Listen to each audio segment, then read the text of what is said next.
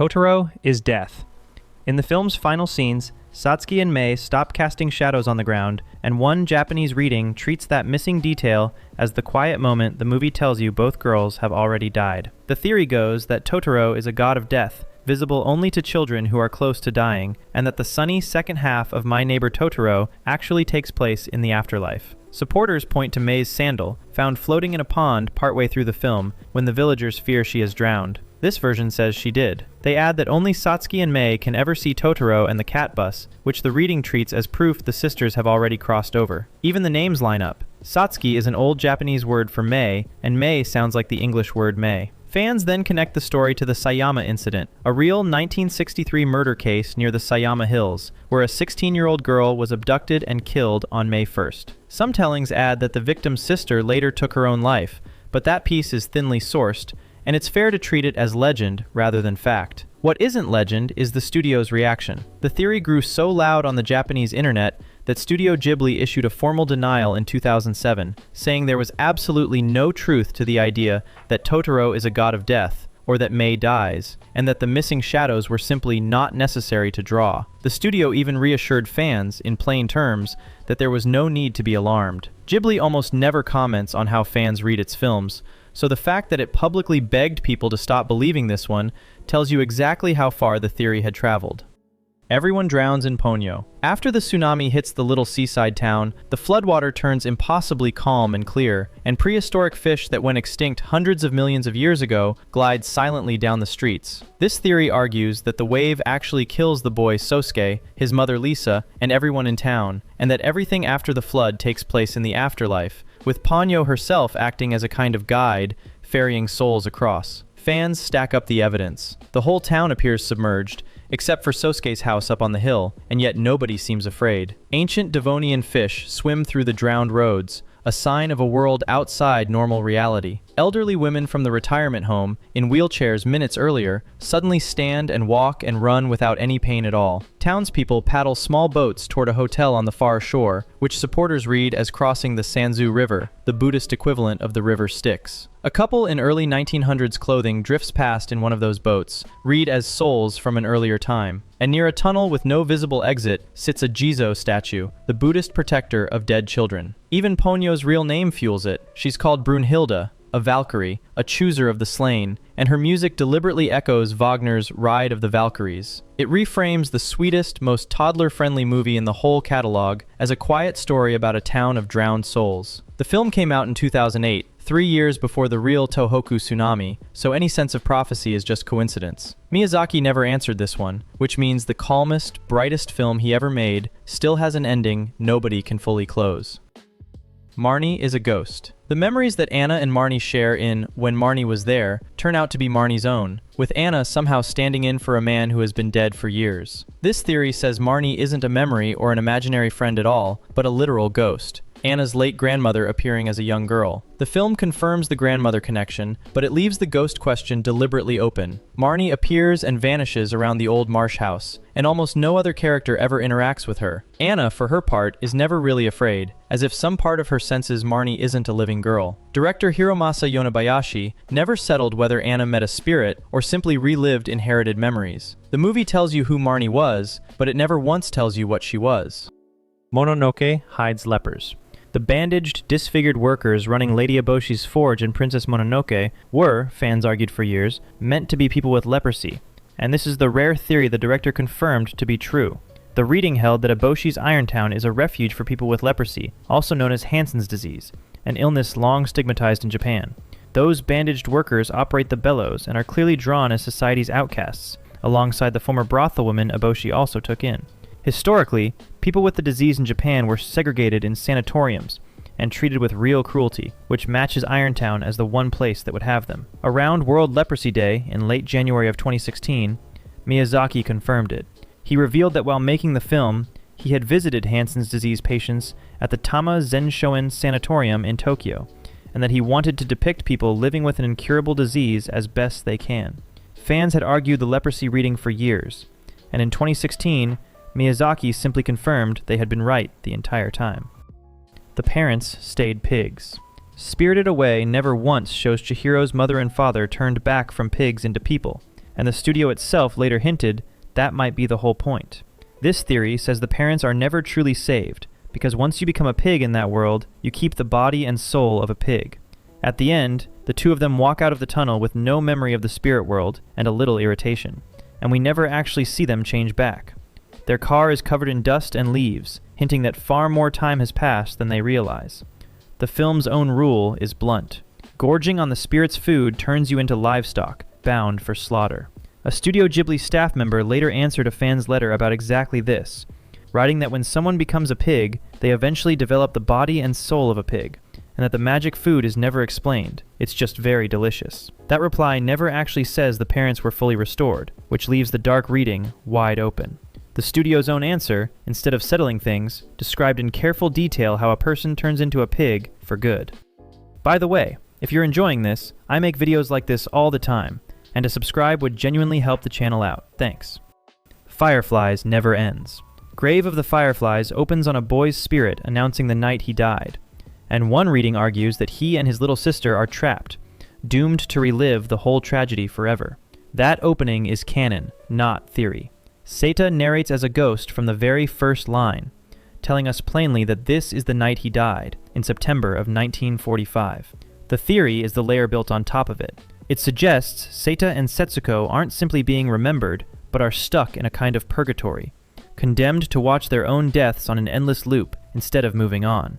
Supporters point to how Setsuko's spirit forms from the tin that once held her bones, bathed in deep red light, reaching toward her brother's body before she's gently pulled away. The two spirits watch their past from a train platform, an in-between place they never seem to leave. That heavy red and amber color soaks every ghost scene, which fans read as unnatural and eternal, closer to blood or firelight than ordinary stylization. Some go further and argue that Seta's pride, his refusal to accept help he could have taken, is the reason his spirit can't find peace. The film is based on Akiyuki Nosaka's semi-autobiographical novel about the real death of his own younger sister from malnutrition. Director Isao Takahata spoke often about the movie as a refusal to romanticize war, but he never addressed the eternal purgatory reading directly. He built the ghosts to make you grieve, and he never told anyone whether the grieving ever ends. The Cat Returns is her book. The talking cat fantasy of The Cat Returns may be a story fans already watched a shy teenager start writing 7 years earlier, in a completely different Ghibli film. This theory says The Cat Returns, from 2002, is literally the novel that Shizuku sets out to write in Whisper of the Heart, back in 1995. The link is right there on screen. The same Baron statue and the same fat cat Muta appear in both films. And Whisper of the Heart ends with Shizuku deciding to become a writer, her very first story built around that exact Baron figurine from the antique shop. Ghibli developed The Cat Returns partly out of that connection, even though it stands perfectly well on its own. The film about a girl deciding to write a story might simply be the story she wrote. The Bathhouse Sells Sex. In old Japan, bathhouses often doubled as brothels, and the women who worked in them had a specific name, which is exactly what fans say Yubaba's bathhouse in Spirited Away really is. This theory reads the bathhouse as an allegory for Japan's sex trade, with Chihiro's ordeal mirroring a young girl pulled into that world. The historical detail is solid. In the Edo period, bathhouses, called yuya, frequently doubled as brothels, and the workers there were known as yuna, meaning hot water women. The bathhouse curtains and signs in the film carry the kanji for hot water. Yubaba strips Chihiro of her name and renames her Sen, echoing the way workers were given work names and signed their real identities away. Yubaba herself is styled like a brothel madam, opulent and controlling every girl's contract. Even No-Face turns up trying to buy Chihiro with fistfuls of gold. Now there's a famous quote going around in which Miyazaki supposedly says the bathhouse is the sex industry. Be careful with that one. No one can find its original source, and there's no reliable record of Miyazaki ever confirming the reading. The history behind the theory is real, but the quote everyone cites to prove it almost certainly isn't. 2 films, 1 apocalypse. The decayed giant robots buried in the poisoned world of Nausicaa of the Valley of the Wind look almost exactly like the soldier machines guarding the floating city in Castle in the Sky. This theory argues the 2 films share a single timeline, with the lost super technology of Laputa as the ancestor of Nausicaa's towering god warriors. The robot soldiers in one film, and the ruined giants in the other, really are near identical in design, and both stories center on a lost civilization destroyed by its own superweapons. Fans argue that the fall of Laputa is what eventually leads to the 7 days of fire that scorches the earth into Nausicaa's toxic jungle. Miyazaki has never endorsed a shared universe. He reused a ruined robot he liked, and fans turned that one design choice into an entire shared apocalypse. Porco chose the curse. In the strangest scene in Porco Rosso, a lone pilot watches the planes of his dead comrades drift slowly upward into a vast band of clouds, a kind of heavenly airfield for the war dead. This theory says Marco's pig curse is self-inflicted, born of survivor's guilt and a rejection of humanity after the First World War, and that he's living in a sort of purgatory between worlds. In that cloud scene, Marco is the only survivor of a dogfight, watching his friend's planes rise into a glowing river above him. Miyazaki drew the moment from a Roald Dahl story published in 1946. Marco turned into a pig around the time he confronted what it really means to kill and die for a country, which suggests a moral transformation rather than any spell. His self-imposed exile, his cynicism, his refusal to rejoin human society all read as guilt and depression, and the curse seems to loosen in the moments he lets people back in. Miyazaki framed the film as anti-fascist, about a disillusioned veteran who can't forgive himself or the world, but he never addressed a literal purgatory. Marco never explains why he became a pig, which is exactly what lets fans argue he did it to himself. Laputa Is The Bomb. When the floating city fires on the world below in Castle in the Sky, it doesn't just attack, it erases entire armies in a single flash from the sky. This theory reads the film as a nuclear parable, with Laputa's world-destroying beam standing in for the atomic bomb.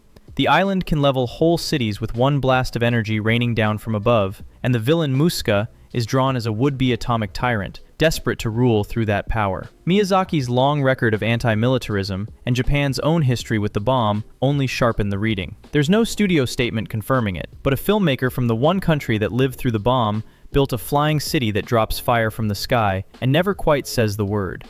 Kiki Is Depressed. Halfway through her cheerful little delivery story, Kiki suddenly can't fly, can't hear her cat, and can't work. And fans read that collapse as a teenager's first real depression. This theory treats Kiki losing her magic in Kiki's delivery service as a metaphor for depression, creative burnout, and the plain anxiety of growing up. After a run of exhaustion and small disappointments, her powers just switch off. She can no longer hear Gigi, she can no longer fly, and she withdraws from everything, which fans read as a shutdown, a loss of the ability to feel and function. Here's the telling part. That power loss is Miyazaki's invention. In Aiko Kadono's original novel, Kiki never loses her magic at all. The painter Ursula openly compares magic to artistic block, and talks Kiki through pushing past a creative slump. And Miyazaki himself said the cat Gigi stands for Kiki's immature side, so losing his voice is part of her growing up. In his own written proposal for the film, Miyazaki talked about the gap between financial and spiritual independence, arguing that modern poverty is less about money than about the spirit. He added the breakdown that isn't in the book,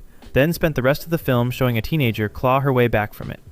Borrowers Get Exterminated. The tiny family at the center of the secret world of Arrietty has to flee their home not because of a storm or a villain, but because the humans are about to call pest control. This darker reading points out that the borrowers are treated exactly like an infestation, and the real threat driving them out is plain extermination. When a human housekeeper discovers them, her response is to bring in exterminators, and the sickly boy Sho is facing heart surgery with poor odds, which gives the gentle ending a quiet, possibly doomed edge. It sits closer to buried subtext than a hidden twist, but nobody in the film ever calls it what it is. The plan for the little family is extermination.